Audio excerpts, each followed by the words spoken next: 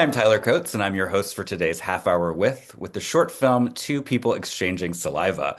And I'm thrilled to introduce the film's writers and directors, Natalie Musteata and Alexandre Singh. Welcome. Hello, thank Hello. you for having us. So happy to be here.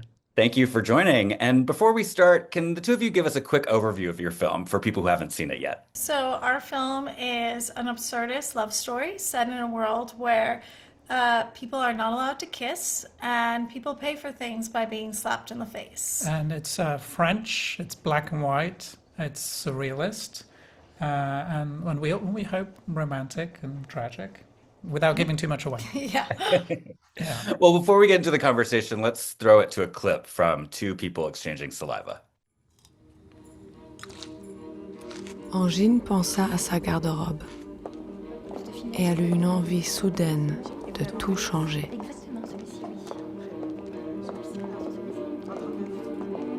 Celle-ci?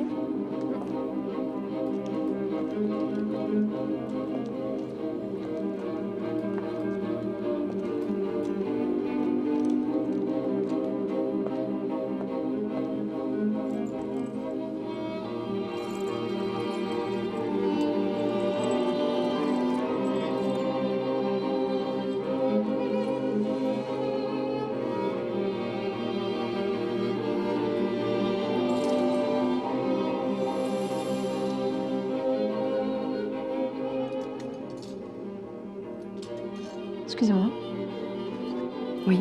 vous aurez celle-ci en taille 34. Angine acheta une multitude de produits de première nécessité. 55, Un sac géométrique très tendance, 39, 3 paires de bas de soie et une montre en or, 53, une paire de flâneurs, 47, 2 jolies robes 36, et un vase pas si génial que ça. 31, 28, 17, 5, 1.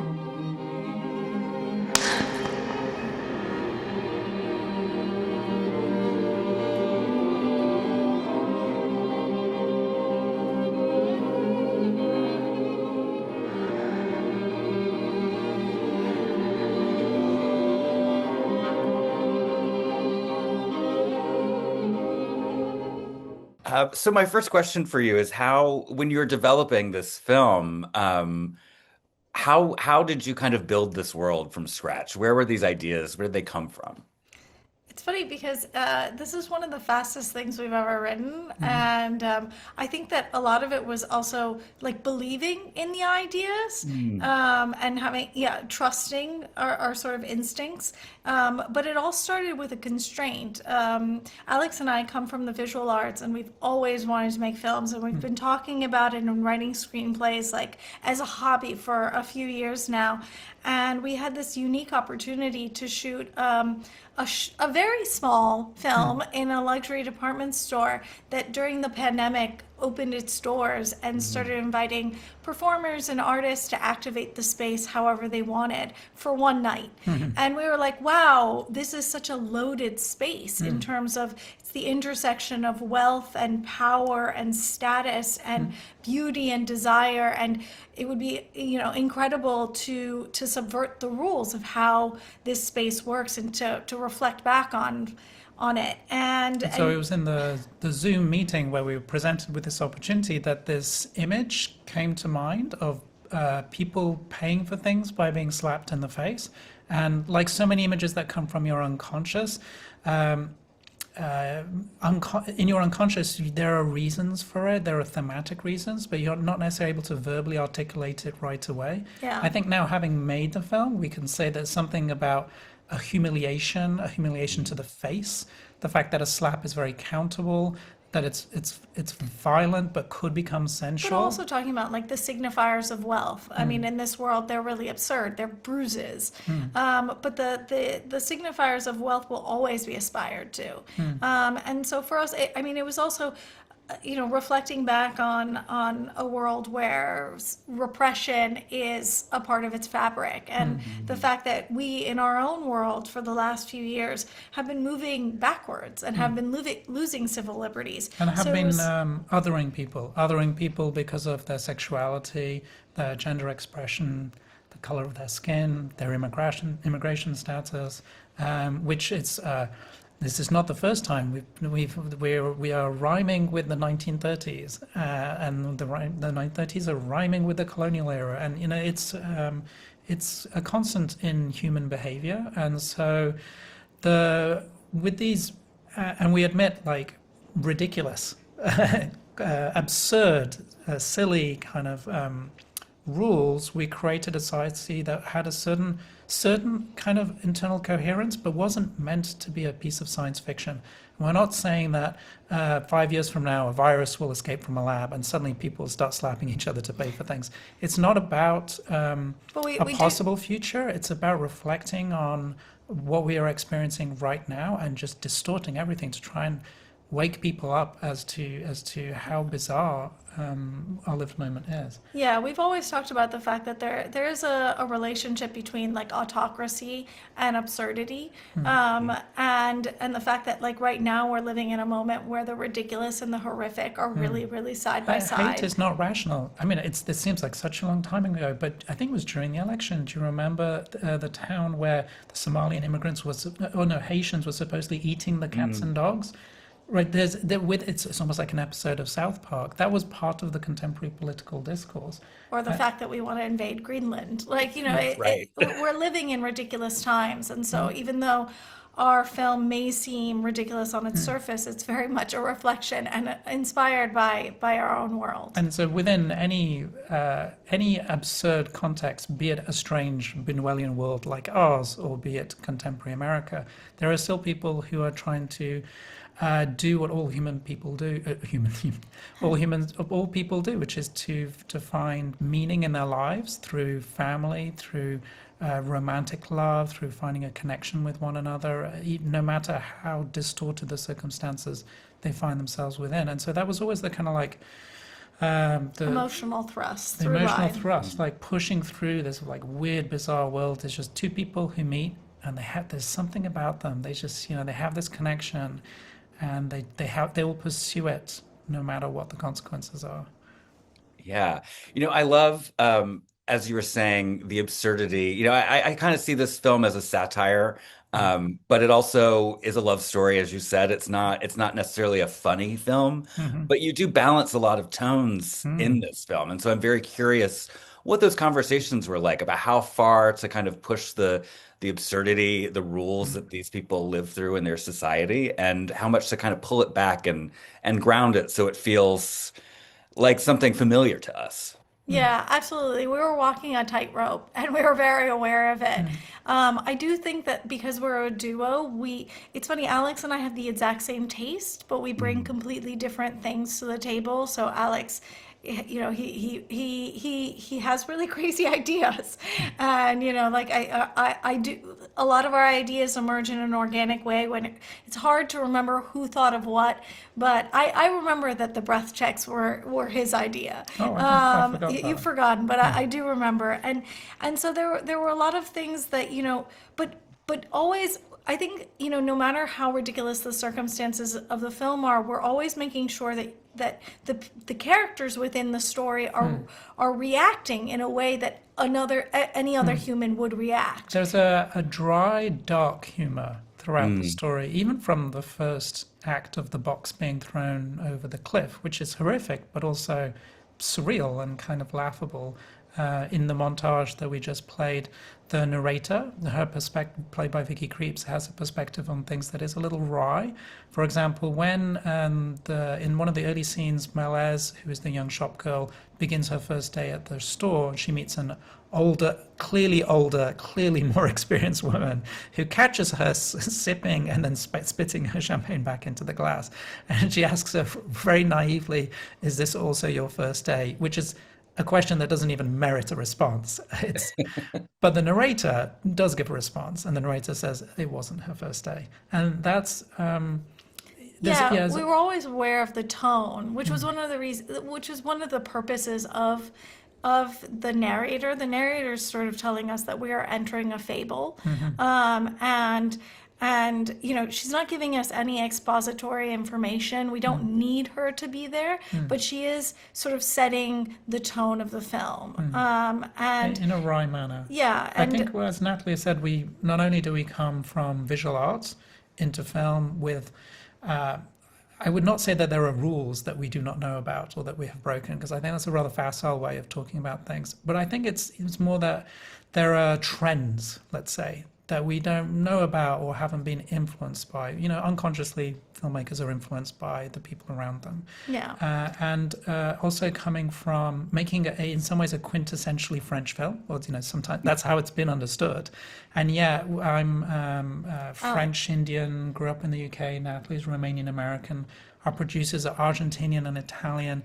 Our lead actresses are from Kosovo and Iran. This is a sort of like an international film that is mixing different kinds of cinematic language. So in some ways, there are parts of the film that have a kind of like colder, one might say, art house kind of quality to them. And then there are parts that where we are in slow motion as Malaise is running to the door, and it's very languorous and it's very subjective. I would say more Anglo-Saxon, even American. Yeah. And it's kind of just like unabashed, like sincerity Yeah. and just like going for it. But I think that that's something that was very conscious. I mean, our taste is both very imaginative and then also very grounded, and in the same way that we are literal mixtures of different nationalities, our taste is a mixture of sort of art house, and then also like films that are very generous to the public and very almost populist. Yes.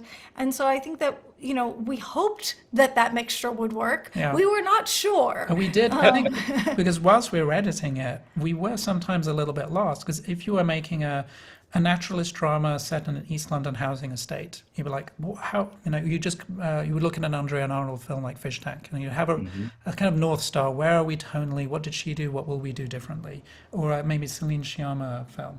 But here we didn't really have a North Star until very late in the edit, when we kind of realized, are we making a Korean film? In the sense that like it's sincere, it's kind of crazy, It's pushed. it's cinematic. It's also sometimes facile, and the jokes are kind of silly, and it's sort of weaving all these different kind of tones and not and being embracing that, being not afraid of that. Yeah, but we did always tell the actors, like, you are a real person. What is happening to you, no matter how ridiculous it seems, is real, and it needs to feel grounded, because otherwise the audience will not believe in the stakes of the film. And it is for these characters, these things, what's happened to them is I mean, what's awful and happening to beautiful. many people in our world is absolutely ridiculous. One of the first, sorry, this answer is so long. No, it's fine. It's great. One of the first, one of the first things that sort of fed into the script was this news story of this 18-year-old couple in Iran who was dancing in front of the Freedom Tower, in front of the Freedom Tower, and they were arrested and sentenced to 10 years in prison because it's illegal to dance in Iran. And there's just a contradiction within that sentence. So we just felt like, how is it possible that this happens in our world? Like, our world is absurd, but it's real. Like, this happened to real people, and the stakes were very, very high. And so we were always sort of aware of the balance, but approaching the film with a lot of love and sincerity for the characters, because we felt like they were real people to us. I would love to hear you talk too about the visual elements of the film. Obviously it's black and white, it's very stark, and high contrast, I would say, that also plays. I love the way you talk about this department store as a meeting of so many different kinds of people who represent so many different things. But how did the cinematography, the black and white, how did that affect, costume design, the hair and makeup? I mean, the bruises, and, even the production design, the sets you had. Oh, enormously so. Yeah, it was a very early decision that we made, in part because there were many aesthetic reasons to do it, but there were also practical reasons, like the fact that the bruises, conceptual reasons. yeah, and conceptual reasons. But the bruises were much simpler to render in black and white, because we were shooting and more readable without being distracting. which they could have been in color. Yeah, and then but the costumes, that was like a something we thought a lot about because obviously we were playing a lot more with texture in order to make them really like stand out. And then obviously the black and white dress is something that we designed. We worked a lot to make sure that there were no, this is getting very into the weeds of the design process. No character in the entire film wears a pattern or motif, a repeating pattern, which when you say that to a costume designer, that's like half of clothes are out. So that the geometric dress would be the only thing that had a pattern to it or that had a kind of image within its clothing. We thought a lot about surfaces, reflections, this because we talk about black and white, but actually black and white films are about silver. They're about shades of grey. And reflective surfaces, mirrors became a very important leitmotif in the film. We were often either shooting into a mirror, which gives a very kind of voyeuristic feel, or the characters are observing themselves through mirrors and thinking, Yeah, and I mean, for us also there was the symbolic reason of like in a world where, sort of like kissing is forbidden and intimacy is reduced, it felt like, you're sort of sucking away this emotion, and that the idea to make it black and white just felt really logical to us. It is It funny also, when we look back at because we look at our BTS photography is in black and white, but the BTS videos that people took are in color, and it's yeah, been so it's long. very jarring when Because you we've look at been them. we've been living like you with we think it's quite an elegant and beautiful world, and then we remember what it actually looked like in color on set. It looks monstrous. Well, it's just that, a department store is the meeting of so many different brands and styles and colors, and Well, so but there's like, like like a sort of Malice- cacophony. Yeah. That when you reduce it into black and white, it all becomes about the lines Yeah. and the faces. The faces pop out more, but also the geometry of the store. And so we were very conscious of the fact that we were sort of creating a land of like boxes upon boxes upon boxes, whether it was the boxes in the squares in her geometric dress, or the boxes in the ravine, or the boxes within the store. And in a world that is governed by very rigid rules, there was a sort of like logic to it all. Because we like to put things in boxes and not look at them, and that can be things. It can also be people and ideas. And, yeah. Yeah. Yeah. I want to talk a little bit more about kind of the rules of this world and how that kind of came out maybe organically. I mean, I think that when we talk about the bruises as kind of indicators of wealth, we even see, some of the shop clerks after their shift actually applying fake bruises to look Yeah. like they've been beaten because they can afford it. Yeah. Even, the garlic gum and the breath checks to make sure your breath is terrible and kind of, when we see Melez kind of buy contraband toothpaste. Yes. How did those things kind of fall into place? Did they come out of, setting up, kind of these absurd, rigid rules that everyone has to follow, and then that's how, as writers, you kind of craft the bigger story? Yeah, I mean, a lot of it, like when we were writing, we're just ping-ponging ideas back and forth. And so we were thinking about like, okay, if this is a rule that governs this society, like what are the sort of like the repercussions of that? So that's how the breath checks came about. That's how the idea that people like eat onions, The breath like check- an apple. Yeah, the breath checks seem. That seems strange. But if anybody who goes to a museum in Paris will go through a metal detector, they'll have their bag checked.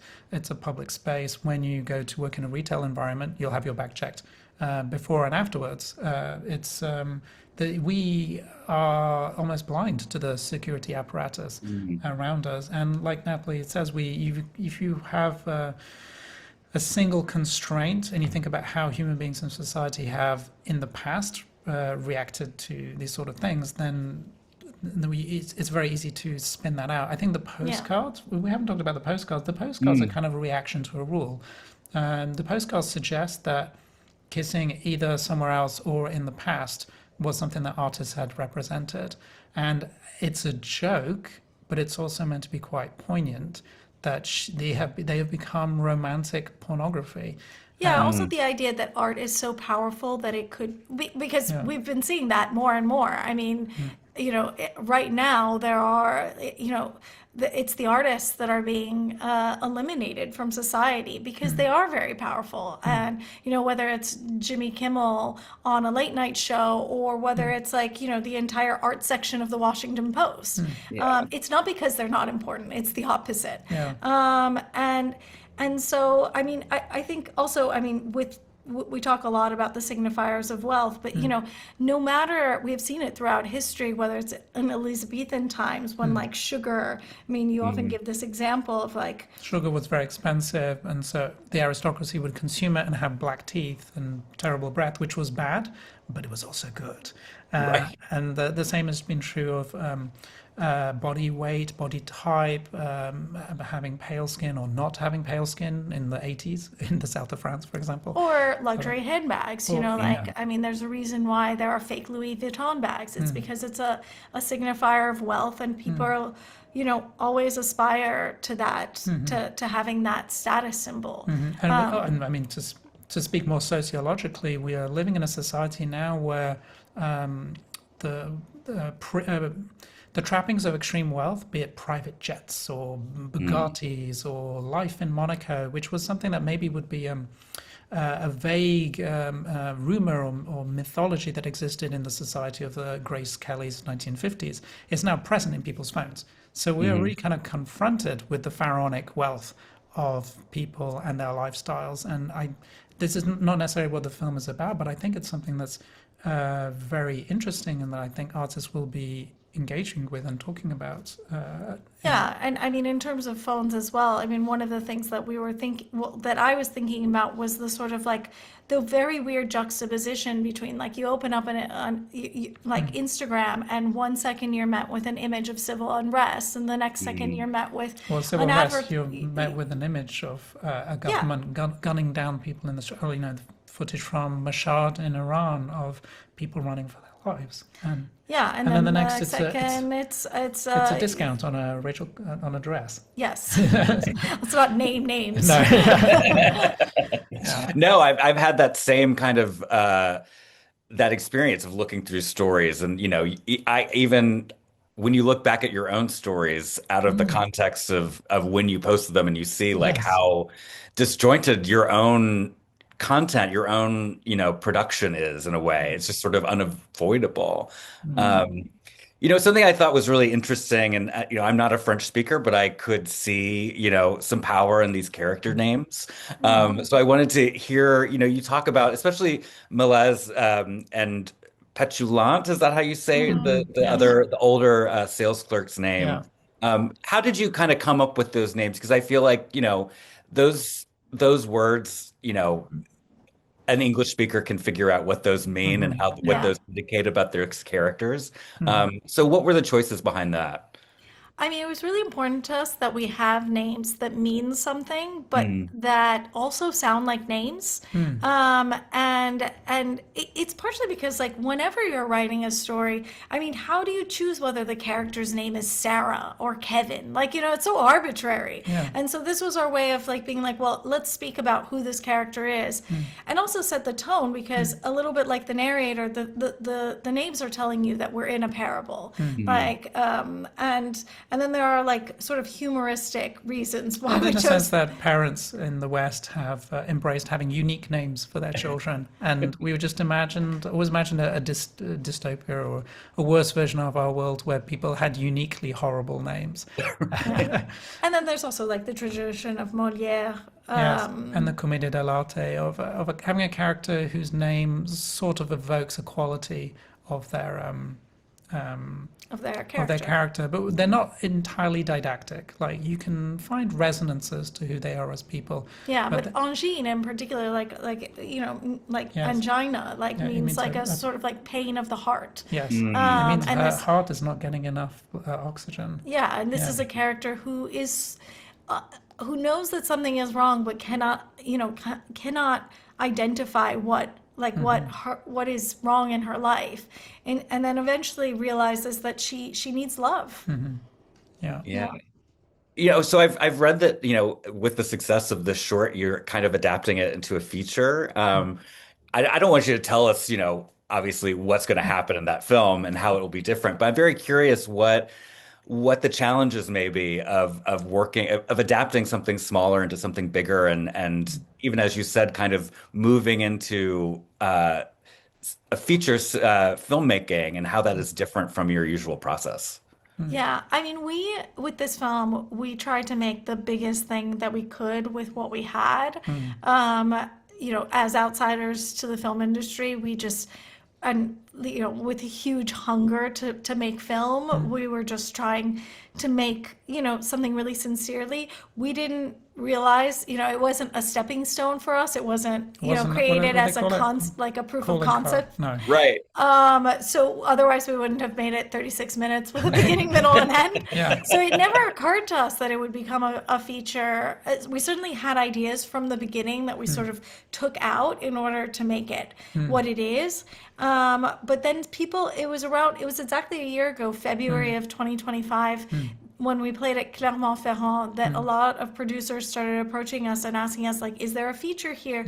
And we took some time away and did a writer's lab in France where we just started playing around and saying, is there a feature here? What would it like? Do we want to continue living in this world? And What we is the discovered emotional heart, the emotional through line of the film that resonates for Yeah. us, which, without giving too much away Yeah, don't give it away. I can't say what the emotional through No, line no, is. you can't give it. No, no. I want to be surprised. But what we did was we sort of played, we stepped You- back almost as if we were adapting a short story. Yeah. And we found the emotional arc of what a feature would be. Because for us, that's one of the things that's so magical about cinema is the element of catharsis. And no matter how ridiculous this film is, we hope that we're taking the audience on an emotional journey. So we're always searching for that. And yeah, I think we found it. So we started writing and we're almost there and we're excited to continue with these characters. We're also working on a couple of other stories as well. Yeah. At the All, same all of time. our ideas are inspired by our world, but Yes. very absurd. Yeah. So there will be more to come. Yeah. Amazing. Well, before we wrap, I have a final question, and that's is there something that really stands out for both of you in this film that you would share to someone who you want to watch it, who you want them to see it, they haven't caught it yet, and how would you sell it to them? Oh my God. I don't know. Does the slapping as currency not sell? I feel like we made so many decisions in the hope I know. that. I know what the Okay, answer go to ahead. this is. One of the things that is very important in the story that is much more something that a French speaker or a Romance speaker will be aware of is that when Malaise meets Angine for the first time and she says, "Oh, hi," she immediately addresses her in the tu form, which is the informal form, as if they were friends or lovers or family. And everyone else in the film addresses each other in the polite form. And she kind of forces this, like, it's especially in that power dynamic, it's quite strong. And we don't mention it in the subtitles at the beginning. And she continues to address Angine that way. And in the makeup scene, at a certain moment, Angine asks her what she's going to do for her birthday, and Angine, by accident, slips into the tu form, which we do acknowledge in the subtitles, and that is a really there's an Yeah, for extra us, beauty to yeah, it. for us, that was always the moment where she's basically telling her that she loves her. Yeah, or that but in a she's lost herself. She's lost herself in Malaise. But I mean, yeah, we sort of like embraced audacity with this film and really we tried not to shave off the edges of our ideas, which Yeah. is why the film is called Two People Exchanging Saliva. Yeah. There were more romantic titles in there, but we felt like that really struck the right tonal like chord for us. And yeah, I mean, the film is for hopeless romantics, and this is the year of yearning. So I would Yeah. say if you want to see some yearning, then come watch our film. Yeah. Absolutely. Well, congratulations on this film. It is really beautiful, and I've been thinking about it so much since I've watched it. So thank you, Natalie and Alexandra, and our friends at the New Yorker for joining us today, and thank you everyone for watching today's Half Hour With.